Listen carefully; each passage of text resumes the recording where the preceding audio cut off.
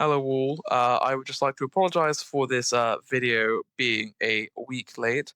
I have had a very busy week of editing, and following a discussion with my friend here, we said it would be better to upload this one a week later so that there isn't so much content to try and digest all in one week, and you can enjoy both videos, the Christmas Eve special and the podcast, separately and take them in at your own pace.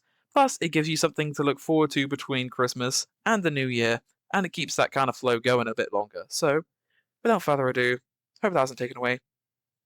Roll the intro.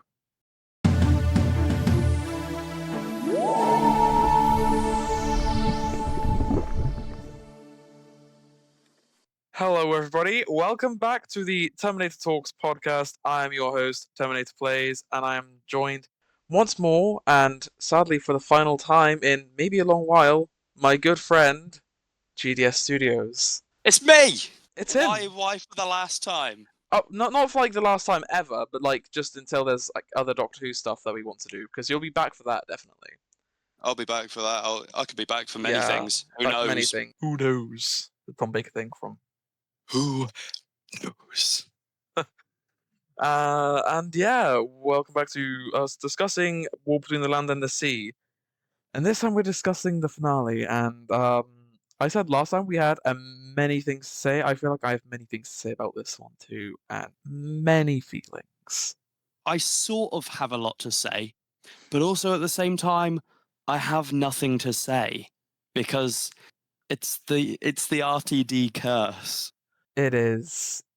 I have nothing to say, a lot to say, and I mean, I'm gonna say off the bat, straight away, just in my feelings unknown, I felt very disconnected from this. Like, I know I said the same kind of about episode 1. I was like, oh, then I managed to connect in, but this entire time, I was thinking, where is this going?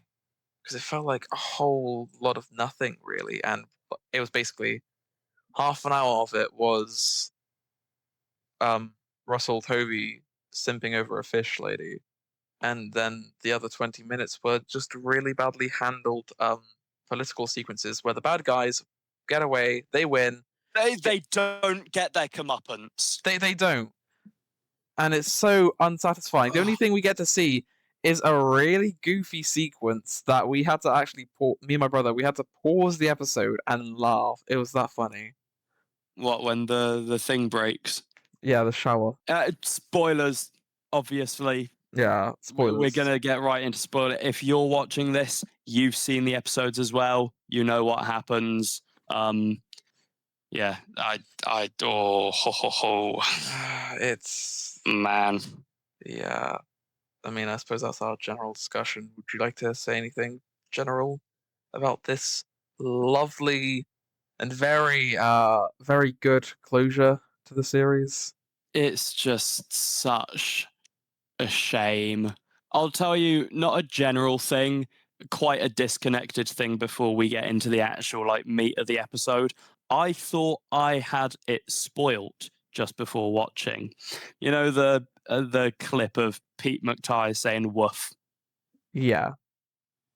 A couple of accounts that I follow were like, guys, insane theory, hear me out. And it was that clip followed by a picture of K9. Would have been so much better.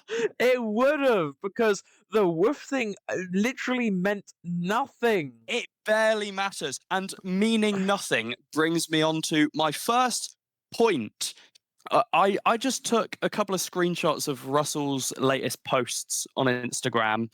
I think this is going to sound really harsh, but I think he thought there was so little to talk about that he tried hyping up boring things, woof being one of them. The other, Tide reveals his true agenda. No, he didn't. He had 10 lines of dialogue. One of these, what is Professor Bellow's big discovery? The man was in the episode for a minute. There was just nothing going on. It was literally just... I agree with you there, because I think there really wasn't anything to go off of. They didn't exactly know how to wrap it up, which makes me think that they were setting up this big extravagant plot, and maybe they wanted to do a series 2, but that hasn't been greenlit. So they're like, okay, we're pushed back. We need to wrap it up in one episode. We can't wrap it up in one episode, so we're just going to try and quietly sweep it under the rug. But they can't. So they try to hype up all these big things to make you forget about all the flaws. I think that instead of a season finale should wrap up the story nicely. I feel like we're halfway into this episode and we're still introducing new things. Yeah.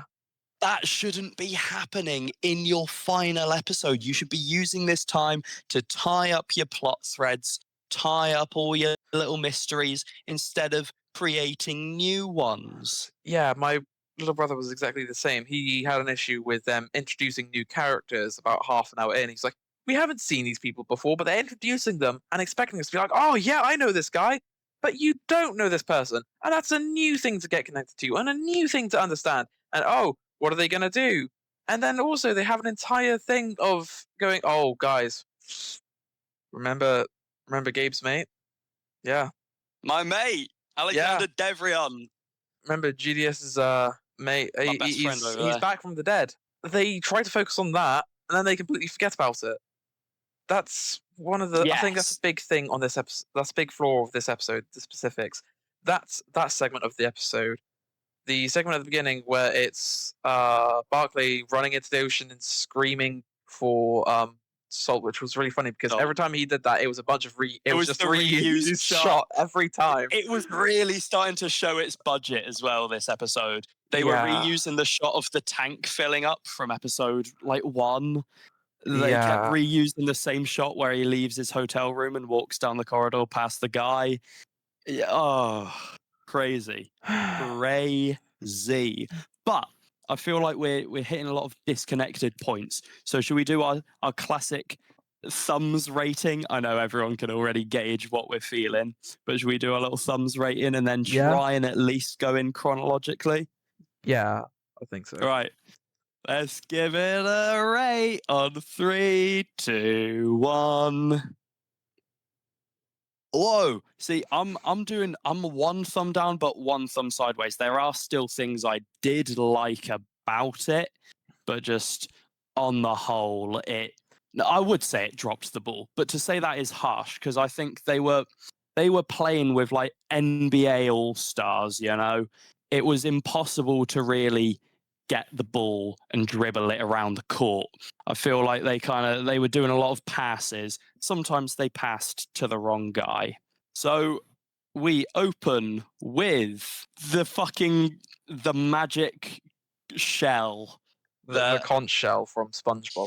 That manages to summon dogs. Yeah. And somehow the dogs are able to open the doors to their homes and run out and there's way to stop them at all. Everybody's also left their garden gates open as well, so it's just a perfect set of circumstances for these dogs. That or everybody had their doors open and unlocked, which I mean, I guess you feel safe in this tight little community, but yeah, it seems like a kind of village where there's only about 4 people and they're all probably brothers and sisters. But either way, they use the SpongeBob conch shell. We see all the dogs running towards the ocean. And then they have this really kind of funny shot of where you just see the sea devils holding up this slowly presenting a big net. And then a big net. Almost comically, it cuts to the royal house courtroom. Yeah. Where you have the old speaker guy going, "You ate our dogs!" And then you have Tide going, "But we had to." It's like, you eat our fish. And then they were like, our dogs are domesticated. And he says, our fish are family. No, they ain't. Because in episode 3, Salt made a point of saying there are humanoids, there are beasts, and there are fish. They're basically animals. They acknowledge that they are animals. I suppose it's going to be chalked up to differing opinions between the in-universe characters. But outside of in-universe explanations, it's just rubbish, really. Yeah, there are some things that, sometimes stories don't have to spoon feed you. There is interpreted information scattered around the place for you to decipher yourself. This isn't one of those. Like, the way the guy has his shell makes it, the way it's shot, because every other time Homo Aqua have showed up, we've got different sites from around the world of them showing up. It makes it seem like every dog in the United Kingdom, like, came running to this one guy with his one horn. Yeah, which I find a little bit troubling, considering that we would have had dogs from, like, say, the Isle of Scilly swimming just to get to that point. Yeah, Unless maybe that's and it would have taken hours. yeah. So you just have that one Homo Aqua just standing there with his net for like 5 hours straight, just going. He's been on like the night duties. He's having a little kip in his chair. He's like, no, was dog? It's just the waves. Oh, it's just a fish. It's just a fish. Just a fish. How you doing, buddy? Hey, cousin. Yeah. They're all family. They're all family, and that was a goofy line. At least I don't know. I thought it was kind of goofy. Just going, oh, they're our friends. And again, I know last week you had the criticism that Tide was a very generic villain, and I thought Tide was okay last week, but come this week, he is incredibly generic. He continues to just be there to like say lines that they could have put in the trailer, but they never put in the trailer. Yeah. Like he is literally doing, like, you know, the memes, like with people making their own cinematic trailers. It's the whole, this summer, a man with a gun and he's out for revenge. Yeah. He says those kinds of lines that you put in a trailer, like, this planet will fall. And then he buggers off. That's his only scene. Yeah, that's his only scene, and presumably something happens to him, which we will discuss later. But anyway, next thing that we want to talk about in the episode, and I'm trying to remember it all specifically, because for an episode that should have been, a bit slower in terms of pace, so it could wrap everything up nicely, it was going at a breakneck speed. It's still jumping all over the place. It was all over the place. This is happening, and it was just rapid fire, and struggled to digest what happened before we were already 2 scenes, further on. But the next scene after this, that's the scene with Kate in therapy, isn't it? I think so. And it feels like Russell sat down and watched The Falcon and the Winter Soldier, because that has like fun sort of therapy scenes sprinkled throughout the series. And it feels like he did that and went, oh yeah, I'll do that once in the last episode. He's trying to kind of cherry pick from popular media, or media that he thinks would be great. I wouldn't even say popular. That Falcon and Winter Soldier came out 4 years ago. It's becoming more relevant, like, in the world, I suppose. Yeah, but it feels like Russell is trying to make this commentary, but he's both too late to make the commentary, and he's also just completely missing the mark, because he's trying to copy the homework, but make it look like he hasn't copied the homework. And he's, again, just completely jumped the shark. Basically, Kate is in therapy because Christopher Ibrahim has died, and she's starting to see him in places. And I gotta be honest, that this is the thing that earns the like middle thumb ranking for me, is that the shots of her like going into her apartment and it fades to that evening, and then like the light naturally comes back. It's really well done. It's really good cinematography. He stops showing up in the rest of the episode. Yeah. Again. Because it's much like Salt's sex change ability in episode 1. It's a one-trick pony. Don't get me started on that just yet. Okay, we'll get you started on that in about 2 minutes. Somebody time me for that. And I think it was really nice. Ultimately, I didn't exactly feel too emotionally connected to it, because it was there and done so quickly. I mean, I did like the bit where they were arguing and it kind of just like snaps back to Kate in the room. I feel like that was effective, how it's shown that she's, kind of getting in her own head about these memories. Very nicely done. And I thought this was going to be a Captain Stacy in Amazing Spider-Man 2. Like, we're going to see Ibrahim throughout the episode. He's going to keep showing up. And then by the end, like, Kate's going to finally be able to just wash her mind. She'll like look over to him and he won't be there. And it'll be like a nice little arc throughout this episode. Yeah. No, they said. They said, you want good things? You can't have nice things. Why? And why have that, like, why have the therapy scene? Because it turns out that Kate is basically just there for drugs to, like, keep her Awake fighting or fit. something. Yeah, Yeah. which we already saw her doing without them. We didn't know she was taking, like, kickers to keep her up and stuff. So the whole scene becomes inevitably pointless. She's not after bonus information to move the plot along. She's just there to, like, snap at her therapist, try and expose her for Cheating. cheating on her husband. Yeah. Although Useless. Although with that in mind, why did Kate even go there to request it if she knew she was going to get the drugs anyway? It's like the whole Lucky Day thing. People say Lucky Day was an amazing episode because you got to see Kate go too far. Feels like he wanted to do his own little bit of that. But I think we've already seen Kate going too far in the ending of the previous episode, where she orders the unit soldiers to, fire at the British Army soldiers under the command of an American general. Oh, but it's okay. That doesn't have any consequence. We never hear anything or see anything of that ever again. We don't see a single shot fired. Nope.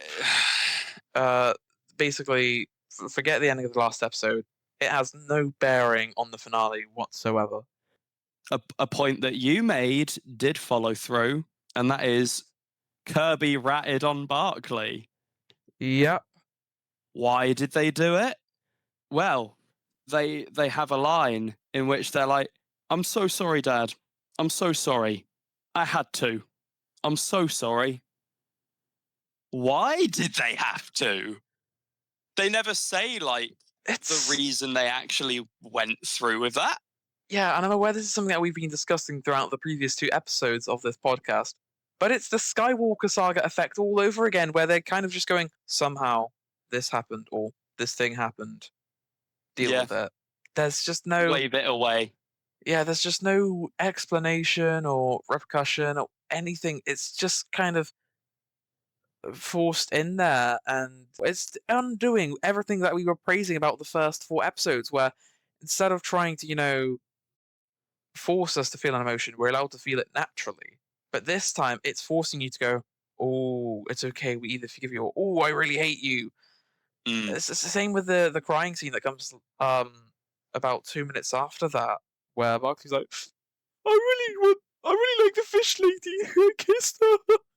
They're really it's trying a to make repeat of the episode before. Not the episode. Well, episode 3. Yeah. And it just doesn't work. It doesn't feel earned. None of the beats in this episode feel earned. It's crazy.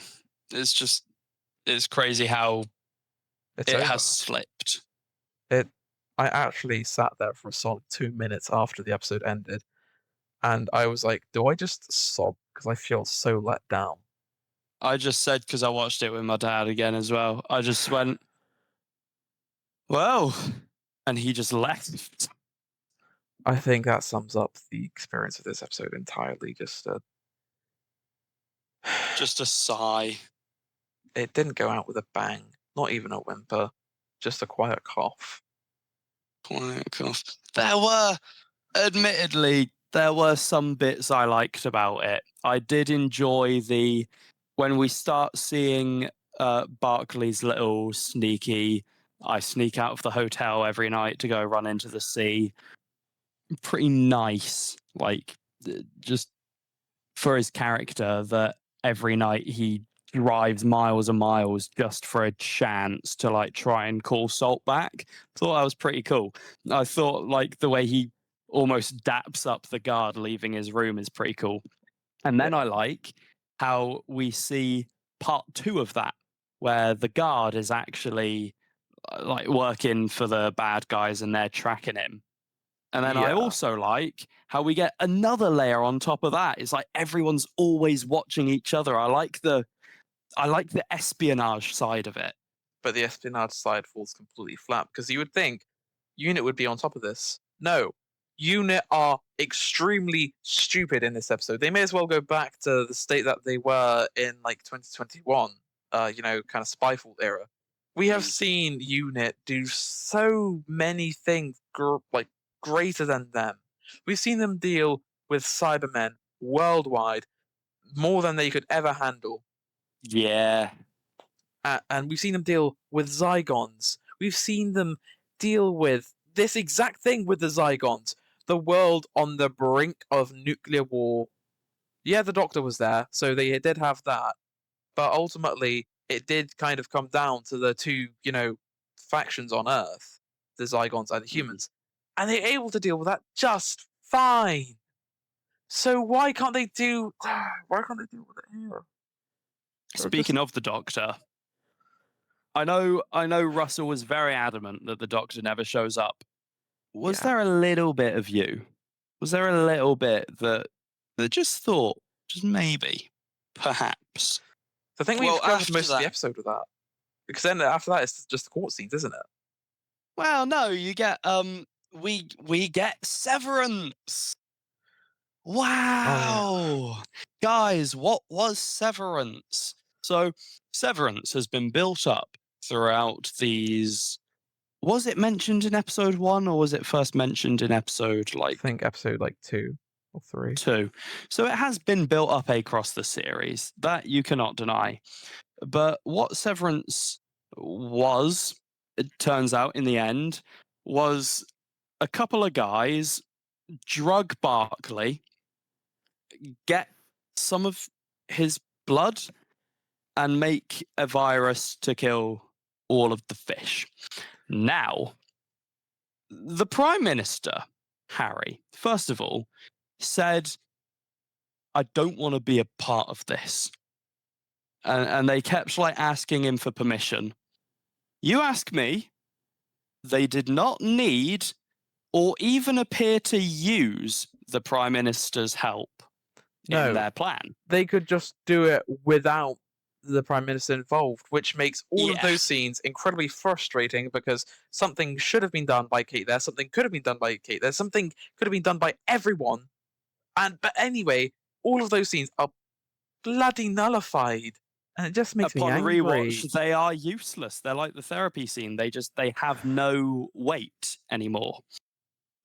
Secondly, not once in any of those Cobra meetings did the general, the other general, whatever she was bloody called, not once did they really show any sort of interest in Barclay. Yeah.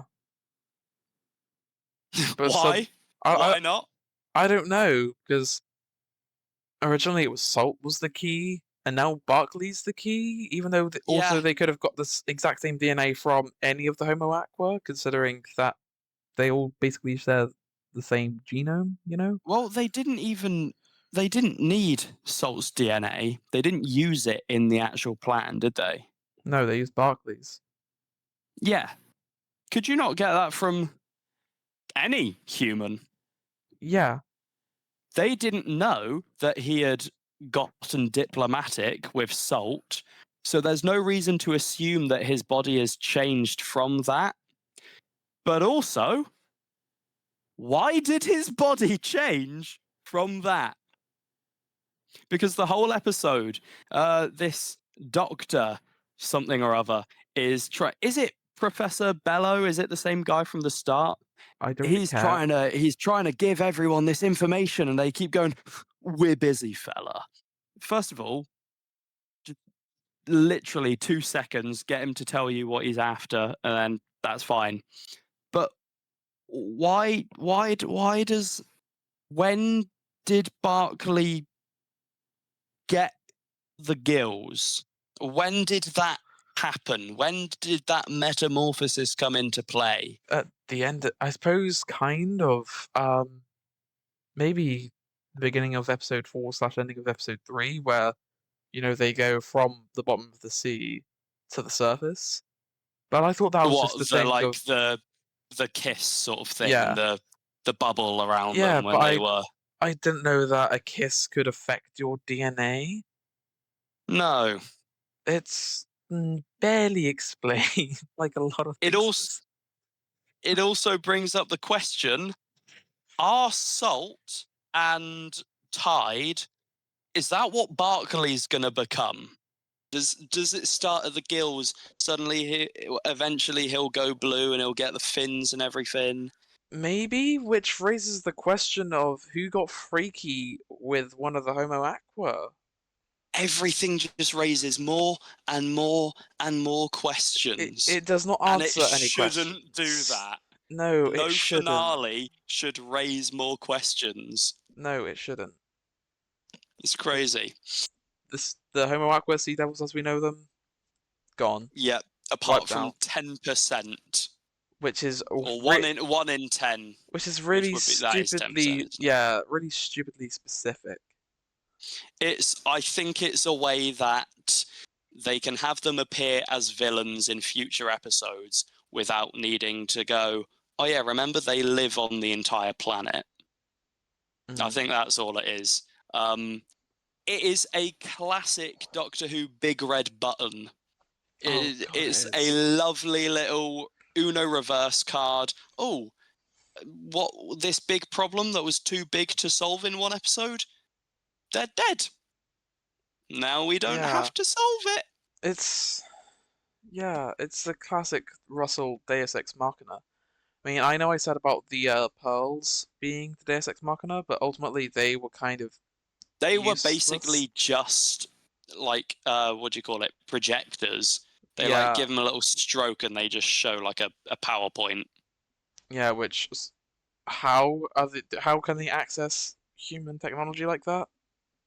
So strange. We'll never know. We'll never Um, know. And to be honest, I don't want to know. I'm so angry at this series that I don't want to know for a good little while. I'm just a bit upset, I'm really, upset too. because I still love the first four. And I reckon rewatching them, you can still love them. You'll know that it ultimately is not going to go very far, but there's still lots to enjoy about them. But this now, you'll have Salt's transformation in episode 2. Just why?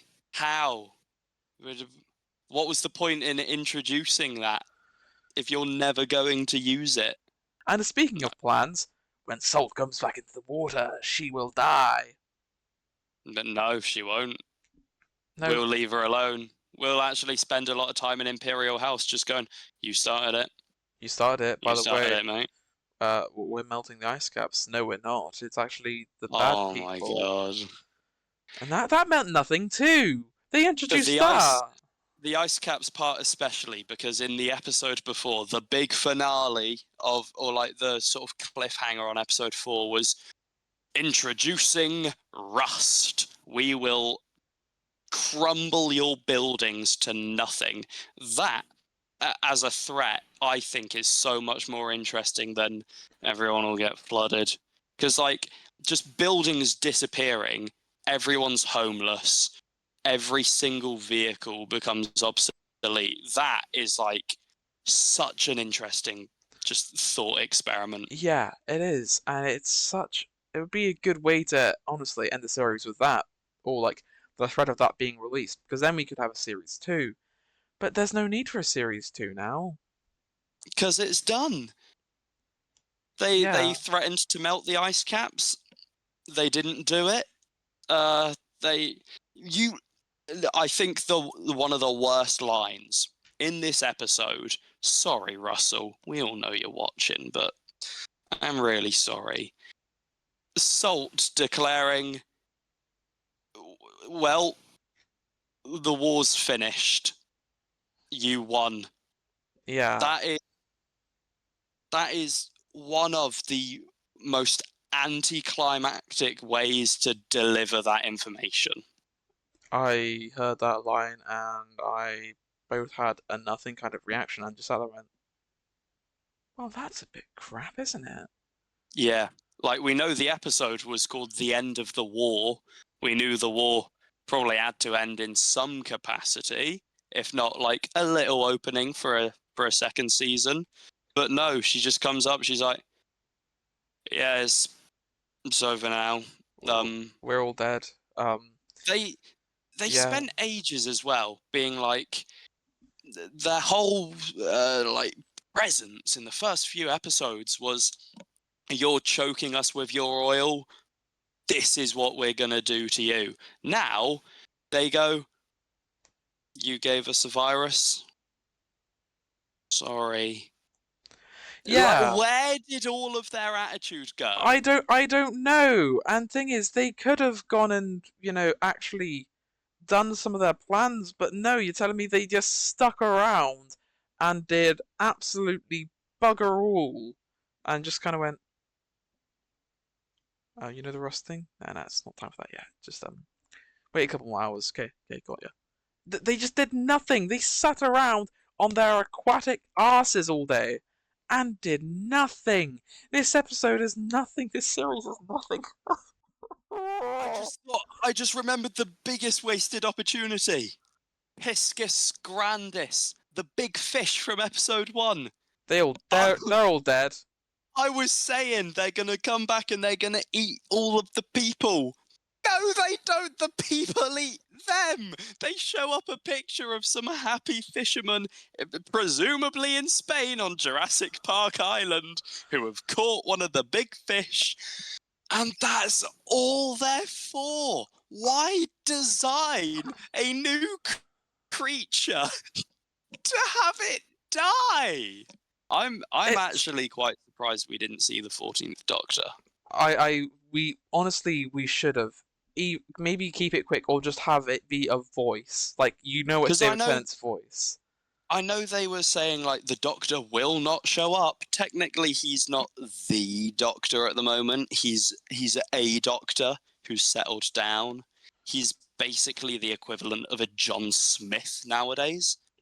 I was Yeah, like, surely someone can come along.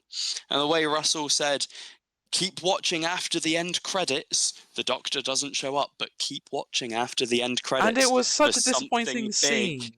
No, it was literally just like another example of Kate should probably be fired, actually. Yeah, because she has a meltdown on the beach about some guy throwing water, threatens him with a gun to some synth pop music, which, by the I way, I didn't like that music. It's completely tonally different to the rest of the episode. It's all orchestral, especially the music before, where it's, oh, here's the end of the episode, and it's this beautiful, heart-wrenching rendition of Heroes by David Bowie, because this is where Barclay's getting gills and leaving his ex-wife and his child to go live with a fish lady that he's known like properly for what, a day? There are some things you can do in a montage that are acceptable. To me, something like, have you seen the film Klaus? I think so. It's the Netflix animated Christmas Oh film. yeah, yeah, yeah, yeah. It's there's about halfway through, there's a lovely montage over a song, and like you get the point across perfectly. This does not do that because I didn't know what the hell anyone was talking about at first. When Barkley was like under the bridge and he was crying on the phone, I was thinking, has the doctor just told him like he's developed some kind of ocean cancer? I was like, is he dying? Is that what he's sad about? He was calling to say, I'm gonna go live in the sea. I'm never gonna see you again. My offspring and my ex-wife, who I clearly still loved dearly, both of them. I'm not But gonna see you again. yeah, but fuck I'm both of gonna you. I'm gonna choose the fish lady that I've known for a day Yeah, I'm gonna over live in the both of sea. you. Actually, Like screw you that I've known for years and that I care deeply for. I'm choosing the fish lady over you. it was not conveyed at all. So baffling. When I saw this yesterday, I knew I wasn't fond of it. But I wanted to come into this recording thinking I'll keep calm. I'll keep focused. I'll try and weigh out the pros and the cons. It's not possible, people. I'm so sorry. It took like what, 30 seconds at the very start for me to start shouting. It's just not doable. When you got so invested in a show, and that is what happens to it. Look at his face. Look at his face. Look at that. You could donate £1 a month right now to make better shows for Terminator Playz. It's just a travesty. It's an echo of the first episode of the podcast we did. I felt so hopeful, and I was like, oh, we can be proud of, Doctor Who again. We can't. We can. We can't be proud of it because we're back to bull crap. We're back to bull. I've sworn loads of times in this episode. I probably should cut back on it, but I'm just so upset. Like GDS over there, I was so invested in this, and then they just go and give us some really shorthand, disconnected rubbish that is just so entirely pointless. It's. I think It's that's the main summary of the episode. When Russell T Davies and Pete McTighe were asked to sum up this episode as a whole in one word, that should have been it. Essentially, nothing has or had a point. Salt, barely in the final episode, shows up at the very end, no consequences for her actions. Sure, she has to go back to Imperial House and be sad, but that's it. She gets a happy ending with Barclay. Neither of those die, which I thought, like, if we're going to have any sort of stakes, one of them's not making out of this alive. Yeah. Everything with Tide being introduced, he brought absolutely nothing. He raised so many interesting theories. Are there more of these Homo amphibia, the humanoid ones? Not We anymore. won't find out. And it's just. And oh, well, the bad guy. That's one thing. Because it feels like we're naturally wrapping up our points, but that's one point I really want to come to because it fucking pissed me off. Oh, the billionaires. Yeah, the billionaires that they could have got to help with this whole project, they get away scot-free. The bad guys, the French lady and the American general, they get away scot-free. What happened to the shit on the bridge?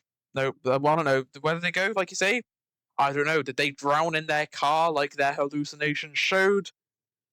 Yeah, we don't know. Was that real or not? I don't know. I thought it was just like hallucinations because basically Salt was like, water will always get you. That is your future. Yeah, and it wasn't clear if that was their paranoia or if Harry really did just decide to have gallons of water in him all of a sudden. And shoot it out like he's a bloody Looney Tunes cartoon. It reminded me, I don't know if you've seen it because it's yonks old. I was just raised on it by my family, but this music video for this boy band called Hot Chip, where for some reason Never heard of them. They had this music video where there's this bald guy coming out on stage in the middle of one of their performances, and he just starts like barfing out lasers at them. That's what it reminded me of. It was so weird. And then also when the French lady runs out, I was like, oh, so that French lady running out, that has exposed her as one of the people responsible for this. Surely there should be a bit more outcry over this, or surely people should try and stop her and capture her because they're like, you put us in this mess. Look, you've just caused a genocide. But no, but we're just not gonna. Unit don't do anything about that because Kate almost killed a man who was trying to, defame her. So what's Kate gonna do with this French lady who committed a genocide against Unit's wishes? Nothing. Bonkers. That's another thing. I think the one scene that shows just how little this will mean to the Hooniverse in general is the ending with Kate and the guy in the bottle, because that could have been your point to, like, no matter how messy the episode was, if she tells the guy to just pick up a bottle and he does it and he's like, yeah, sorry, and he bins it, that slow trickle will like seep into people's brains, and they'll be like, well, yeah, just I want to make Kate happy. I'll sort of pick up my bottle, I'll put it in a bin. Yeah. But they're basically just going, oh yeah, plastic stuff, do whatever you want, it has no repercussions, because all the plastic has disappeared from the episode, and you won't get an angry lady shouting at you on the beach. No, throw all the plastic you want, pollute the fucking planet. Something's inherently wrong with the messaging going on in the Hooniverse at the moment. And I think we need to get someone who is more current in the world to just like give some of the notes a little once over and be like, maybe we just do have this guy pick up the bottle to show that things do change. But no, the way it is, it almost makes it seem like they want things to stay the same, which obviously they're not. But that is the sort of narrative that it pushes. Yeah. I would much rather that post-credit scene, if you like, be Kate's walking along and like she sees a bottle, she goes to pick it up, and Billy Piper picks it up instead. I think that would have been so funny, but at least it would have given us something to look forward to going into the Christmas special. Because as it is, we have nothing to look forward to anymore. No, we don't. Hope is lost, really. That's what it feels The trailers made us look forward to the war between the land and sea. Each episode's cliffhanger made us look forward to the next one. Now it's all done. There's not even a single tease to what's coming after. Not even a hint that we could have a second season of this show. It's just everything's been wiped clean. Unless I suppose that is meant to be our teaser, because oh look, the whole plastic solution is unresolved.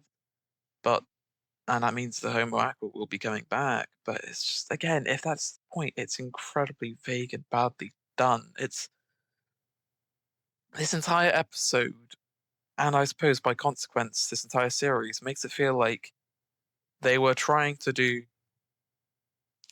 make gingerbread stuff for Christmas, right? But they're cooking it half an hour before, and they bring it out, and it's this gooey mess, and they're going, oh, Okay. bon appetit, it's finished, I'm seeing the vision now. Yeah, I am lost for words. I am lost for words too. I don't know if this is where we wrap up, but it's a horrible place to wrap up, but it's all we've got. It's all we've got, yeah. It's all we've got. There's nothing else to say. We've said everything. We've covered all of our ground. Well, we do need to rate the series as a whole now. Episode 5, The End of the War, gets a... I can't give it any more than like a 1.5 stars. I'm giving it a 1.